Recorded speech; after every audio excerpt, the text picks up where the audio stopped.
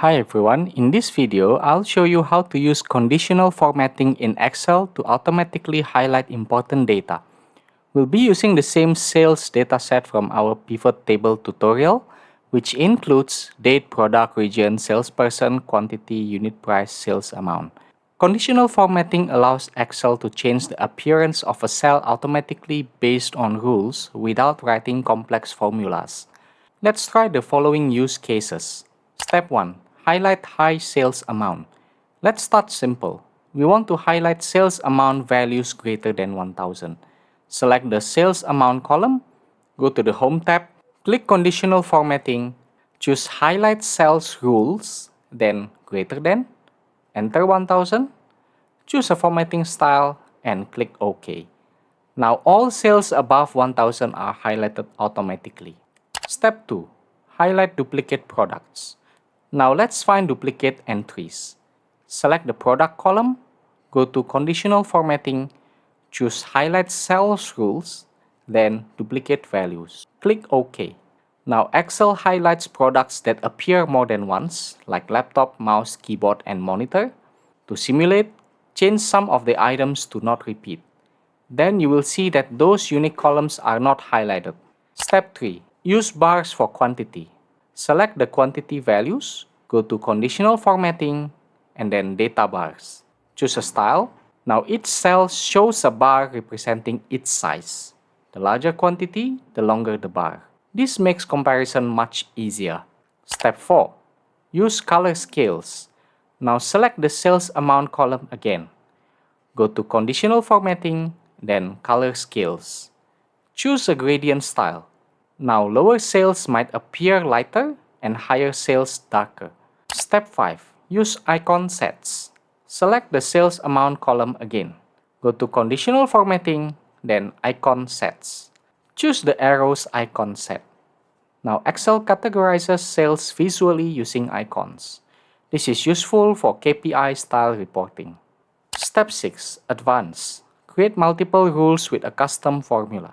Instead of one simple rule, we'll categorize sales amount into 3 performance levels. First, select the sales amount column. Go to Conditional Formatting. For clarity, let's clear the rules first. Choose Clear Rules from selected cells. Then click New Rule. Choose Use a formula to determine which cells to format. Rule 1. High sales, or green. Sales amount greater than or equal to 1000. For the cell reference, always use the first cell in the range that you are selecting. In our case, we selected the whole G column, and the first cell in that range is G1. So use G1 as a reference cell in the conditional formatting formula. Here, the first cell means the most top left cell. Click Format, choose a green field, and then click OK. Rule 2. Medium sales or yellow. Click New Rule again.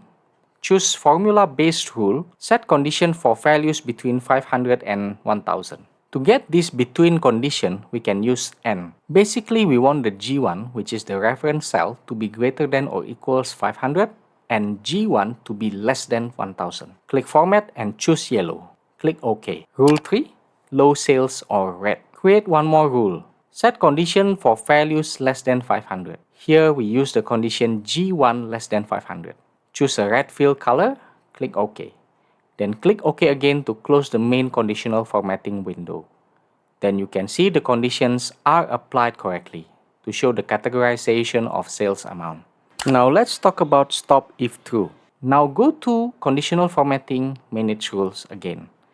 You'll see all the 3 rules listed. Make sure they are ordered like this: high sales, medium sales, and low sales. There's an option to stop if true. What this means is, once Excel finds a matching rule, it stops checking the rules below it. This prevents overlapping formatting and ensures each cell has only one color.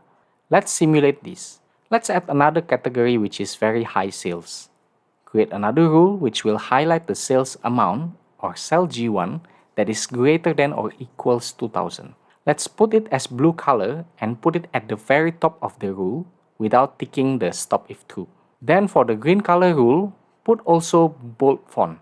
Press OK to close the main dialog box and see what happens. You see here, The bold font is also applied to the blue color rule because the stop if true is not ticked. This means the rule still continues to be checked even after the blue color is already true. To prevent this, tick the stop if true on the first rule. Press OK and you will see the very high sales is not bolded anymore. And just to be safe, just tick stop if true on all rules to prevent the rules from spilling over to the next one, unless you really want them to overlap. Now your sales amount automatically shows the category of the sales amount, and it updates instantly whenever values change. Now what about highlighting the cells based on the value of another column? For example, we want to highlight the salesperson names who are high achievers. Select the salesperson column first. Go to Conditional Formatting, New Rule, write the formula based on another cell reference, which is G1.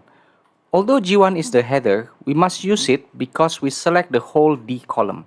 If we select D2 to D21, for example, then the reference cell will be G2. So write G1 greater than equals 2000, select fill color, choose blue, press OK to close all the dialog boxes. Now you see the salesperson names are highlighted accordingly. And that's how you use conditional formatting in Excel, from basic highlighting to advanced multi-rule logic. If this tutorial helped you, don't forget to like and subscribe for more Excel tips.